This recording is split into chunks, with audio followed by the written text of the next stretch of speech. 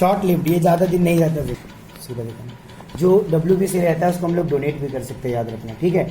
अब समझो कि कि जो हमारा WBC होता है उसका न्यूक्लियस के बेसिस पे, किसके बेसिस पे?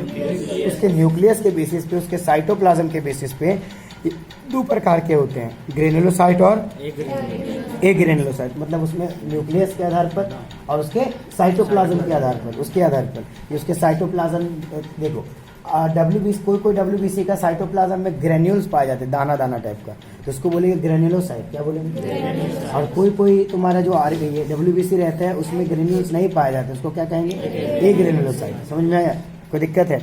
चलो, तो ग्रेनुलोसाइट में दानेदार टाइप का प्रेजेंट रहेगा, याद रखना कि उसको हम लोग देख सकते हैं डाई वगैरह करके, ठीक है, क्लियर। और इसमें जो न्यूक्लियस रहता है वो मल्टी लोब्ड रहता है। क्या रहता है? मल्टी लोब्ड, मतलब लोब समझते हो, इस टाइप का लोब रहता है, इसको लोब कहते हैं, इस टाइप का, है ना, मतलब एक संरचना टाइप का होता है, याद रखना, ठीक। तो इसमें लोब जो है मल्टी लोब्ड रहते हैं, एक से ज्यादा लोब रहते हैं, एक से ज्यादा लोब रहते हैं। समझ में आया? है ना, याद रखना। यहाँ पे लोब नहीं होता है, ग्रेनुलोसाइट में लोब नहीं होता। इसमें ग्रेनुलोसाइट में न्यूक्लियस किसमें डिवाइडेड है? लोब्स में। किसमें? मगर इसमें लोब्स में डिवाइड।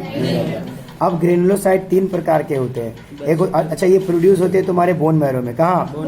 ये भी प्रोड्यूस होते हैं बोन मैरो में। कहाँ? मगर ये कहीं और भी होते हैं, भी बताएंगे तुमको। तो ग्रेनुलोसाइट 3 प्रकार के, बेसोफिल, इओसिनोफिल, न्यूट्रोफिल।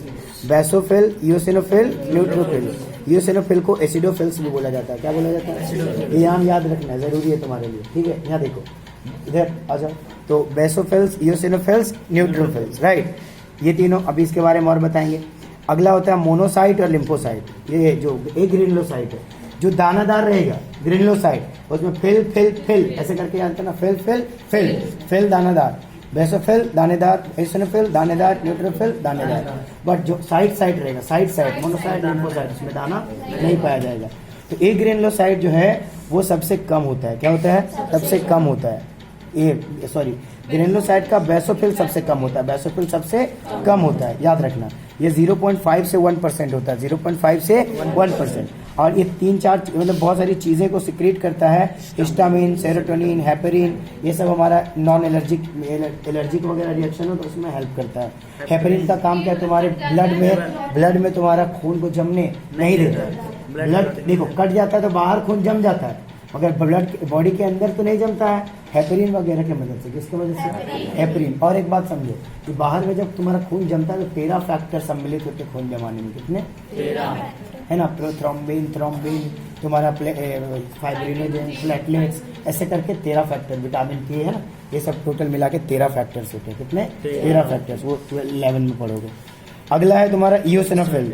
ये जो है हमें इन्फेक्शन से बचाता है। किससे? है ना, इन्फेक्शन से बचाता है। अगला है न्यूट्रोफिल्स, ये बहुत ज़्यादा होता है मौजूद, ठीक है, एलर्जिक रिएक्शन वगैरह से मतलब इसका संबंध होता है। न्यूट्रोफिल जो होता है हमारे बॉडी में सबसे ज़्यादा होता है न्यूट्रोफिल्स, ठीक है, 60 से 65%। और ये फर्स्ट लाइन ऑफ डिफेंस का काम करता है।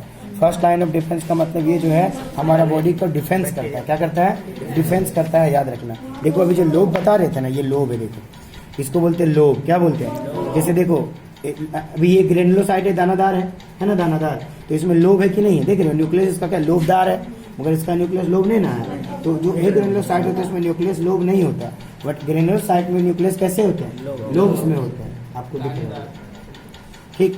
और ग्रेन्यूल्स होते हैं, दानेदार होते हैं। कैसे होते हैं? दानेदार होते हैं। यहाँ तक कोई दिक्कत है? समझ में आया क्या? ठीक है, ठीक ना। अब जैसे एसिडोफिल्स हेल्प करता है, क्या करता है? हेल्प करता है। एसिडोफिल कब बढ़ेगा ये भी याद रखना, जब हो सकता है किसी में टेनियसिस बीमारी हो गया हो, एस्केरेसिस हो गया हो, या है फीवर हो गया हो, तो उस सब में क्या होगा? ये एसिडोफिल जो बोले ना, एसिडोफिल से बढ़ जाएगा। क्या होगा? बढ़ जाएगा। एलर्जिक, जैसे बॉडी में पैरासाइट कोई इंटर ना कर दो, पैरासाइट समझते हो ना? पैरासाइट वो होते हैं जो तुम्हारे शरीर में रह के तुम्हारा खाना खाते हैं, वो सब तुम्हारे बॉडी में इंटर कर जाए तब जाके एसिडोफिल बढ़ जाएगा। क्या होगा? और उसको मदद करेगा, उसको खत्म कर देगा पैरासाइट इन्फेक्शन में, ठीक है। और ये जो हिस्टामिन वगैरह जानबे करते हो, बेसोफिल क्या करता है? हिस्टामिन, सेरोटोनिन सिक्रेट करता है। इसमें कितना लोब है? 3 लोब। कितना लोब है? 3 लोब। एसिडोफिल में 2 लोब और तुम्हारे न्यूट्रोफिल में 4 लोब। और ये सबसे ज्यादा होता है, सबसे ज्यादा न्यूट्रोफिल। सुनना जो हम बोल रहे हैं, सबसे ज्यादा न्यूट्रोफिल, सबसे कम बेसोफिल, सबसे ज्यादा न्यूट्रोफिल नंबर में और सबसे कम बेसोफिल। क्लियर है? जो न्यूट्रोफिल होता है ना, ये बहुत खतरनाक होता है। ये स्मॉल साइज होता है और क्या करता है, फैगोसाइट्स होता है, मतलब कि खाने का काम करता है, भक्षणकारी होता है। बैक्टीरिया वायरस जब बॉडी में आते हैं ना, ठीक है, याद रखना। तो ये 4 लोब होता है, ये भी याद रखना। यहाँ तक कोई दिक्कत है? चलो अब आ जाओ मोनोसाइट में। किसमें? मोनोसाइट में, है ना। चलो ये न्यूट्रोफिल समझ में आया। सबसे ज्यादा 60 से 65%, सबसे कम बेसोफिल, सबसे कम बेसोफिल, है ना। और आगे आते हैं मोनोसाइट में। ये सबसे बड़का WBC होता है, सबसे साइज में।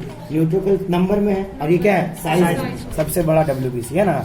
ये भी फैगोसाइटिक होता है, मतलब ये भी भक्षणकारी होता है। अमीबा जानते हैं?